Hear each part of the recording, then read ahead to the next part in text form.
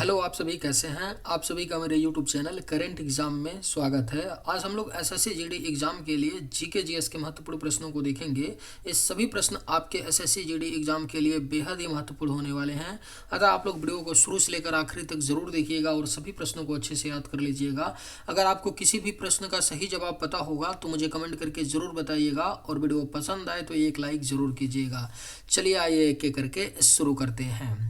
किस राज्य में राष्ट्रीय उद्यान वैली ऑफ फ्लावर्स स्थित है? सही जवाब क्या होगा? तो कौन से राज्य में राष्ट्रीय उद्यान वैली ऑफ फ्लावर्स यानी कि फूलों की घाटी स्थित है? तो सही जवाब क्या होगा? उत्तराखंड। उत्तराखंड राज्य में वैली ऑफ फ्लावर्स स्थित है। संविधान के किस अनुच्छेद में यह अंकित है कि इंडिया अर्थात भारत राज्यों का एक संघ होगा? सही आंसर क्या होगा? तो संविधान के कौन से अनुच्छेद में यह अंकित किया गया है? इंडिया अर्थात भारत राज्यों का एक संघ होगा। तो सही आंसर क्या होगा? अनुच्छेद 1 में कहा गया है। संविधान के अनुच्छेद 1 में कहा गया है इंडिया अर्थात भारत राज्यों का एक संघ होगा। रतौंधी किस विटामिन की कमी से होता है? महत्वपूर्ण प्रश्न है। रतौंधी कौन सी विटामिन की कमी से होता है? तो यह आपका विटामिन ए की कमी से रतौंधी रोग होता है। विटामिन डी की कमी से कौन सा रोग होता है? तो विटामिन डी की कमी से रिकेट्स रोग होता है। विटामिन बी की कमी से कौन सा रोग होता है? तो बेरी बेरी रोग होता है। कौन सा? विटामिन बी की कमी से बेरी बेरी रोग होता है। और विटामिन सी की कमी से कौन सा रोग होता है? तो स्कर्वी रोग होता है। और रतौंधी जो है विटामिन ए की कमी से होता है। ओन्कोलॉजी किसके अध्ययन से संबंधित है? सही आंसर क्या होगा? तो ओन्कोलॉजी जो है किसके अध्ययन से संबंधित है? तो यह आपका कैंसर, ओन्कोलॉजी के अंदर कैंसर का अध्ययन किया जाता है। निम्नलिखित में से कौन ऊष्मा का सर्वोत्तम चालक है? सही जवाब क्या होगा? तो निम्न में से जो ऊष्मा का सर्वोत्तम चालक है वो क्या है? तो आपका पारा है। लकड़ी, जल, पारा, चमड़ा में ऊष्मा का जो सर्वोत्तम चालक है वो क्या है? तो आपका पारा है। विटामिन ए का रासायनिक नाम है। सही आंसर क्या होगा? तो विटामिन ए का जो रासायनिक नाम होता है वह आपका रेटिनॉल होता है। विटामिन ए का रासायनिक नाम रेटिनॉल है। केल्विन मान से मानव शरीर का सामान्य ताप क्या है? केल्विन मान से यहाँ पे पूछा जा रहा है। अगर सेल्सियस में पूछा जाता तब आपका क्या होता? 37 डिग्री सेल्सियस होता है आपका शरीर का सामान्य ताप। लेकिन केल्विन में कितना होता है? तो 310 केल्विन होता है। मनुष्य का सामान्य तापमान शरीर का 310 केल्विन होता है और आपका डिग्री सेल्सियस में 37 डिग्री सेल्सियस होता है। न्यूमिज्मैटिक किसके अध्ययन से संबंधित है? सही जवाब क्या होगा? तो न्यूमिज्मैटिक जो है यह आपका सिक्कों के अध्ययन से संबंधित है। न्यूमिज्मैटिक में सिक्कों का अध्ययन किया जाता है। निम्नलिखित रोगों में से कौन सा टाइगर मच्छरों द्वारा संचालित नहीं होता है? महत्वपूर्ण प्रश्न है। निम्न रोगों में से कौन सा रोग है जो टाइगर मच्छरों द्वारा संचालित नहीं होता है? तो जापानी इंसेफ्लाइटिस जो है यह टाइगर मच्छर द्वारा नहीं होता है। डेंगू, चिकनगुनिया, पीत ज्वर ये तीनों क्या होते हैं? टाइगर मच्छरों द्वारा होते हैं, लेकिन जापानी इंसेफ्लाइटिस नहीं होता है। कौन सा विटामिन प्रतिरक्षा प्रदान करता है? महत्वपूर्ण प्रश्न है। कौन सा विटामिन है जो मानव शरीर को प्रतिरक्षा प्रदान करता है? तो यह आपका विटामिन ए है। विटामिन ए मानव शरीर को प्रतिरक्षा प्रदान करता है। एनाटॉमी विज्ञान की एक शाखा है जिसमें अध्ययन किया जाता है। किसका अध्ययन होता है? एनाटॉमी विज्ञान की एक शाखा है जिसमें जानवरों एवं पौधों की संरचना का अध्ययन होता है। जानवरों एवं पौधों की संरचना का अध्ययन एनाटॉमी विज्ञान में होता है। मेरु रज्जु तथा मस्तिष्क पर चढ़ी झिल्ली में सूजन आ जाने से होने वाला रोग कौन सा है? अगर आप लोगों को ये वीडियो पसंद आए तो एक लाइक ज़रूर कीजिएगा, और अगर आप लोग इस चैनल पे नए होंगे तो सब्सक्राइब भी कर लीजिएगा, ताकि इसी तरह का वीडियो सबसे पहले आप तक पहुंचता रहे। मेरू रज्जु तथा मस्तिष्क पर चढ़ी झिल्ली में सूजन आ जाने से होने वाला रोग जो है वह मेनिंजाइटिस रोग है। याद रखिएगा, मेनिंजाइटिस रोग होता है मेरू रज्जु तथा मस्तिष्क पर चढ़ी झिल्ली में सूजन आ जाने से। गायत्री मंत्र का उल्लेख किस वेद में मिलता है? तो कौन से वेद में मिलता है गायत्री मंत्र का उल्लेख? तो यह आपका है ऋग्वेद। ऋग्वेद में गायत्री मंत्र का उल्लेख मिलता है। निम्नलिखित में से कौन सा विटामिन ए का सर्वोत्तम स्रोत है? तो जो विटामिन ए का सर्वोत्तम स्रोत होता है वो क्या होता है? तो गाजर होता है। आपको रट लेना है, चाहे ऑप्शन में कुछ भी हो, विटामिन ए का सर्वोत्तम जो स्रोत होता है वो क्या होता है? तो गाजर होता है। सबसे तेज कंप्यूटर होता है? ऑप्शन हैं super computer, mini computer, micro computer या मेन फ्रेम कंप्यूटर। सही आंसर क्या होगा? तो जो सबसे तेज कंप्यूटर होता है ना वह आपका सुपर कंप्यूटर होता है। सुपर कंप्यूटर सबसे तेज कंप्यूटर होता है। पोलियो के टीके की खोज किसने की थी? सही आंसर क्या होगा? तो पोलियो के टीके की जो खोज है यह जोनास साल्क ने किया था। किसने किया था? तो जोनास साल्क ने पोलियो के टीके की खोज की थी। ऑर्निथोलॉजी है, क्या है ऑर्निथोलॉजी? तो ऑर्निथोलॉजी क्या है? पक्षियों का अध्ययन है। ऑर्निथोलॉजी में पक्षियों का अध्ययन होता है। निम्नलिखित में से कौन सा रोग एक वायरस द्वारा फैलता है? राइट आंसर क्या होगा? तो निम्न में से कौन सा आपका एक रोग है जो वायरस के कारण होता है? तो यह आपका हेपेटाइटिस रोग है। हेपेटाइटिस एक वायरस द्वारा फैलने वाला रोग है। दाचीगाम वन्य जीव अभयारण्य किस राज्य में स्थित है? तो दाचीगाम जो वन्य जीव अभयारण्य है यह जम्मू कश्मीर में है। जम्मू कश्मीर अब राज्य नहीं है, यूनियन टेरिटरी है। दाचीगाम वन्य जीव अभयारण्य जम्मू कश्मीर में है। विटामिन ए एवं बी के आविष्कारक कौन हैं? तो याद रखिएगा, विटामिन ए एवं बी के जो आविष्कारक हैं उनका नाम क्या है? तो मैकुलन है विटामिन ए एवं बी के आविष्कारक। सिंधु घाटी सभ्यता के शहरों की गलियां कैसी थी? राइट आंसर क्या होगा? तो सिंधु घाटी सभ्यता के शहरों की जो गलियां थी ना वह चौड़ी और सीधी थी। कैसी थी? चौड़ी और सीधी थी सिंधु घाटी सभ्यता के शहरों की गलियां। हेपेटाइटिस रोग से मनुष्य के शरीर का कौन सा अंग प्रभावित होता है? महत्वपूर्ण प्रश्न है। हेपेटाइटिस एक रोग है जिससे मनुष्य के शरीर का जो यकृत होता है ना, लीवर जो होता है ना, वह प्रभावित होता है। बहुत खतरनाक बीमारी होती है हेपेटाइटिस में। हेपेटाइटिस जब बीमारी होती है तो जो लीवर अंग होता है ना वह धीरे धीरे काला पड़ने लगता है और काम अच्छे से नहीं करता है ना। जो यकृत लीवर होता है मानव शरीर का रासायनिक कारखाना कहा जाता है। मनुष्य के शरीर का बेहद ही महत्वपूर्ण अंग होता है आपका यकृत। संविधान सभा की प्रथम बैठक कब हुई थी? तो जो संविधान सभा की पहली बैठक की गई थी वह 9 दिसंबर 1946 में किया गया था। संविधान सभा का पहला बैठक। अगर पूछा जाए कि संविधान सभा का दूसरा बैठक कब हुआ था तो दूसरा बैठक 2 दिन बाद होता है, 11 दिसंबर 1946 को। एपिडेमियोलॉजी किसके अध्ययन से संबंधित है? तो जो एपिडेमियोलॉजी है यह आपका महामारी रोग के अध्ययन से संबंधित है।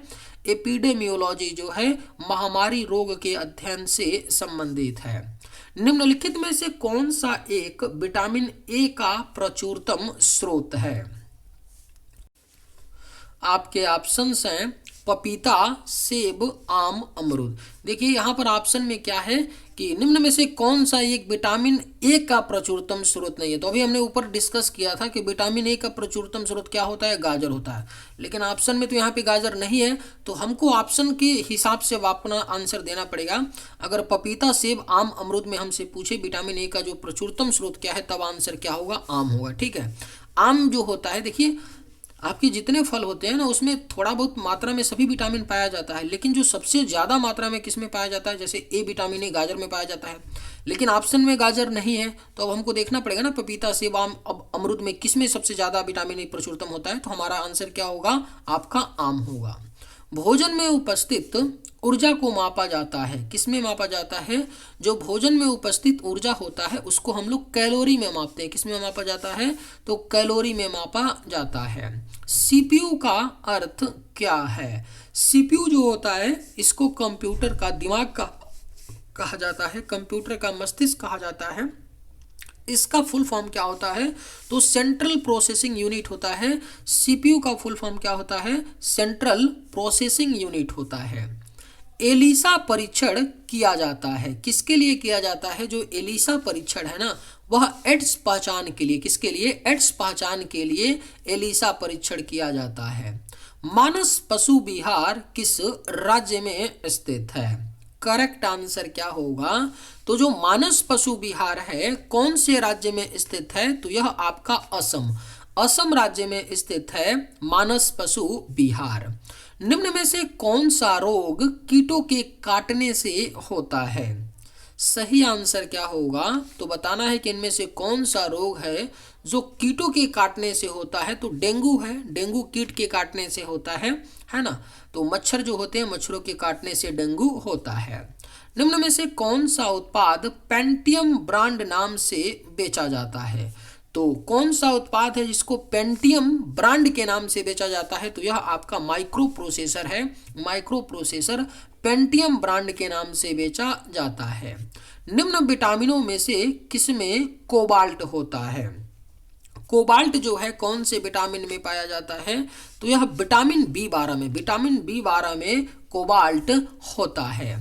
रानीखेत बीमारी किस जीव से संबंधित है, सही आंसर क्या होगा, तो जो रानीखेत बीमारी है यह आपका मुर्गियों से संबंधित है, किससे संबंधित है, रानीखेत बीमारी जो है मुर्गी जीव से संबंधित है।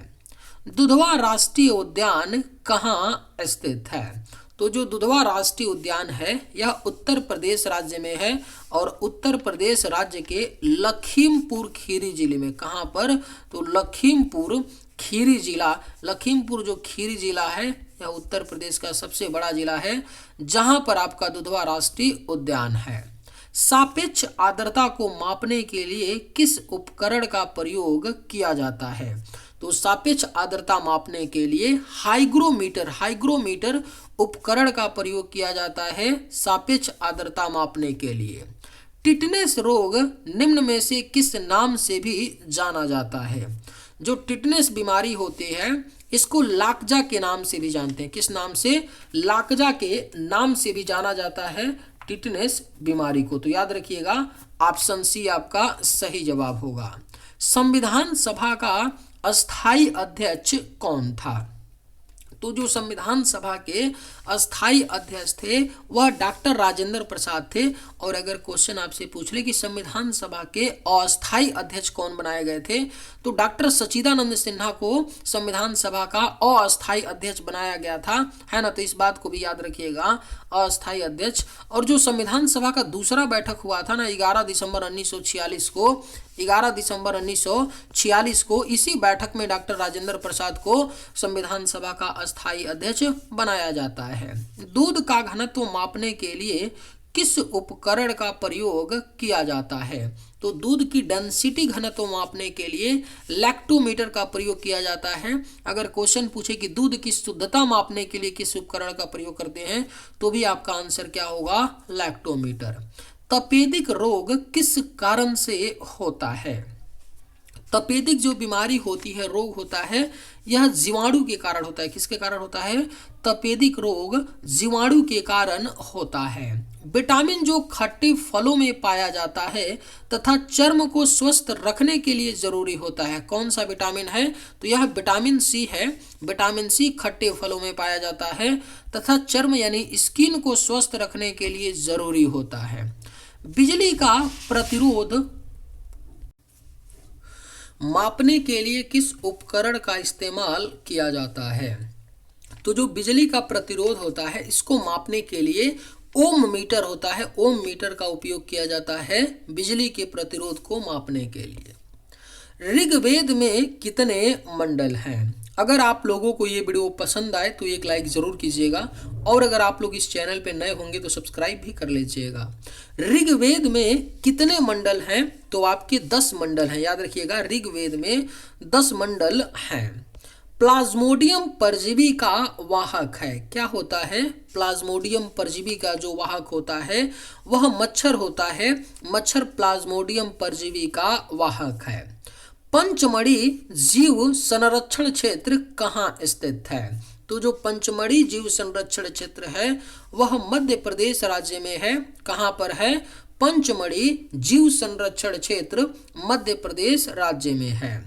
किसी क्षेत्र को अनुसूचित जाति और जनजाति क्षेत्र घोषित करने का अधिकार किसे है? तो किसी भी क्षेत्र को अनुसूचित जाति और जनजाति क्षेत्र घोषित करने का जो अधिकार है वह राष्ट्रपति के पास है। राष्ट्रपति किसी क्षेत्र को अनुसूचित जाति और जनजाति क्षेत्र घोषित कर सकता है। लोकसभा तथा राज्यसभा की संयुक्त बैठक कब होती है? याद रखिएगा, लोकसभा तथा राज्यसभा की एक संयुक्त बैठक होती है जब संसद का सत्र शुरू होता है। जब संसद का सत्र शुरू होने वाला होता है उस समय लोकसभा तथा राज्यसभा की संयुक्त बैठक होती है।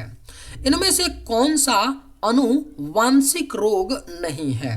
तो इनमें से कौन सा अनुवांशिक रोग, यानी क्या होता है कि अगर अनुवांशिक रोग का मतलब होता है कि अगर आपके माता पिता को कोई रोग है तो आपको भी होगा।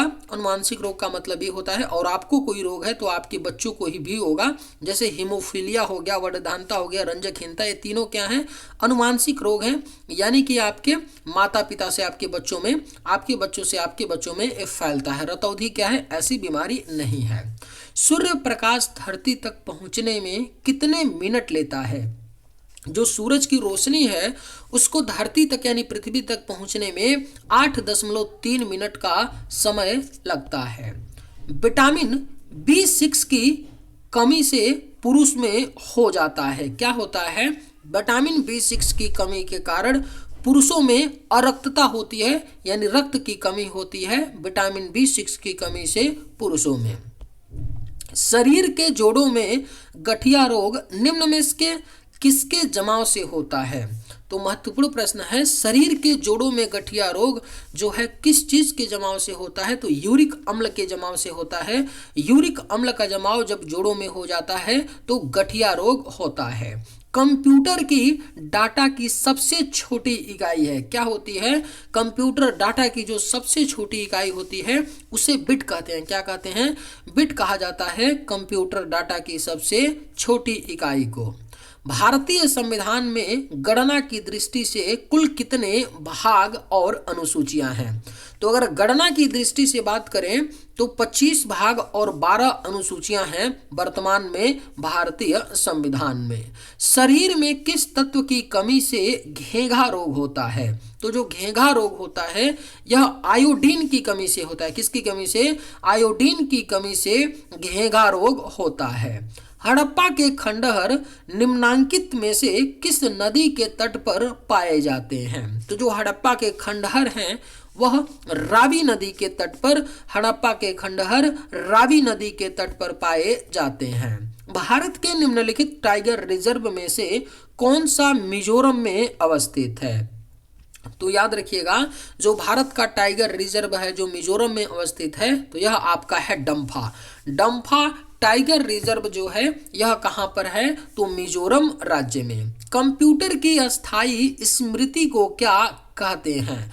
जो कंप्यूटर का अस्थायी स्मृति यानी मेमोरी होता है उसको रोम कहते हैं। रोम का फुल फॉर्म होता है रीड ओनली मेमोरी होता है जो कंप्यूटर की अस्थायी स्मृति है।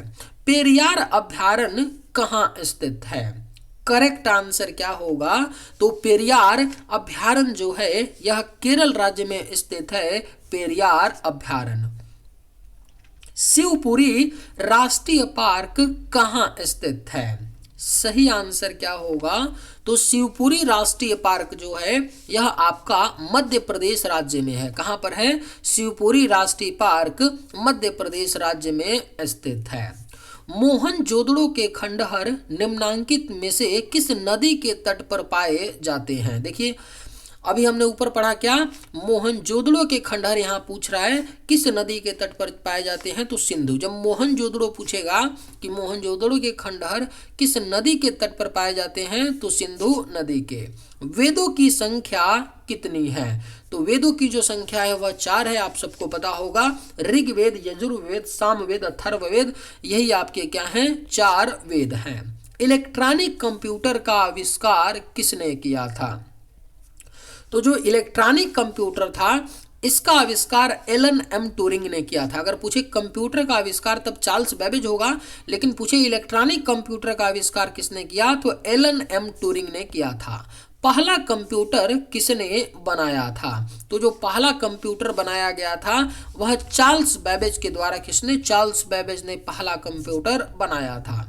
यूजेनिक्स किसके अध्ययन से संबंधित है? जो यूजेनिक्स होता है यह आनुवांशिक घटकों में फेरबदल के कारण मनुष्य में हुए परिवर्तन का अध्ययन होता है। यूजेनिक्स में आनुवांशिक घटकों में फेरबदल के कारण मनुष्य में परिवर्तन का अध्ययन किया जाता है।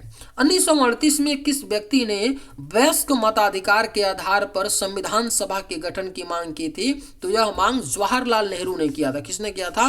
1938 में व्यक्ति ने, कौन से व्यक्ति थे जिन्होंने वयस्क मताधिकार के आधार पर संविधान सभा के गठन की मांग की थी? तो जवाहरलाल नेहरू ने। काजीरंगा राष्ट्रीय उद्यान कहाँ पर स्थित है? राइट आंसर क्या होगा?